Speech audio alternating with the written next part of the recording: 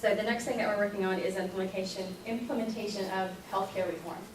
Everybody has an opinion on it, so I'm just going to leave that out there and say we all have opinions on it. But we've been trying to work, with the law being the law, what can we do to help Kentuckians? The most important thing is that we have over 600,000 Kentuckians without health insurance. Kentucky is not a healthy state. We're 50th in smoking. We're 50th in cancer deaths. We have one of the highest rates of sedentary lifestyles. We have a high diabetes rate. All of these things taking into account, what can we do to make Kentucky's citizens healthier? So I'm sure you guys have seen this all before and everything that we've been working towards, but these are instances of things that are already in place. So seniors getting lower prescription drug costs, small businesses being able to get tax credits, people with chronic conditions not having lifetime limits, and effective January 2014, people with pre-existing conditions cannot be denied any health insurance coverage, no matter if that pre-existing condition was cancer or whether that current condition is end-stage renal failure. They cannot be denied insurance. Children with pre-existing conditions can't be denied. So that little boy that is denied Pediasure, who is slowly wasting away, who has to keep going to the hospital time and time again, if his parents switch from Medicaid to private insurance, he cannot be denied coverage based on all of his previous health issues. And then young adults under the age of 26 can stay on their parents' plan. And I know that that's, for some parents, like, I don't want them in my house anymore, I want them away from me. But considering that a lot of kids aren't finishing grad school until 26, this is an option for them. In Kentucky, we've had over 50,000 people under the age of 26 to be able to stay on their parents' health insurance.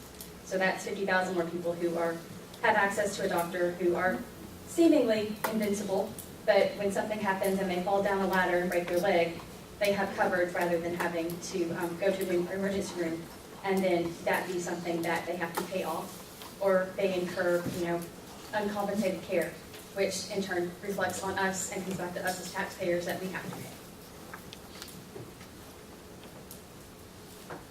And I'm sure that everybody has seen this, but starting in January 2014, every health insurance plan has to have the following things.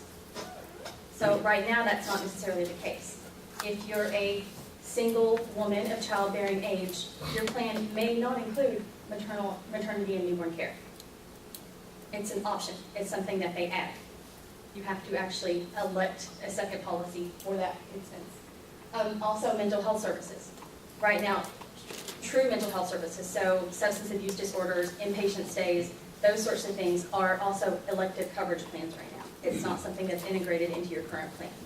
So this is very exciting to see, to know that, whether you want to pay a lot of money up front, but don't have to pay a lot when you do need a doctor, or whether you want lower co-pays in the beginning and are willing to pay if something catastrophic happens, all these instances are covered. So a few of the things that we've been doing is, in July 2010, Kentucky Voices for Health produced a brief on what the Affordable Care Act means to Kentuckians, and we broke it down as simply as we could. What we're doing right now is actually creating a health coverage options document. So, open enrollment for health coverage starts October 1st. Do you know what you're eligible for? Do you even know what's out there? So breaking it down very simply, even talking about tax credits, talking about Medicaid expansion, talking about all of the pieces of this upcoming health coverage that people don't know a lot about. There's still a lot of people that are uninformed. Also to take the opportunity to inform, educate, and advocate at every opportunity, like today. Just getting out there and speaking to folks. And presentations everywhere we can.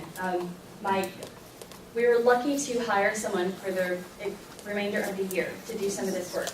And in the past 2 weeks, she's been to Bowling Green, Paducah, London, Prestonsburg, and Hazard.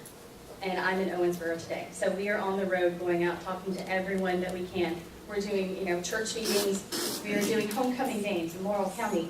We're talking to librarians and every group in between that would like us to come and do more discussion. We're also using media contacts. We're Facebook, Twitter, all of that social media stuff, op-eds, blogs. We're working with Kentucky Health News and their whole health blog section to, help them come up with topics and help them write things.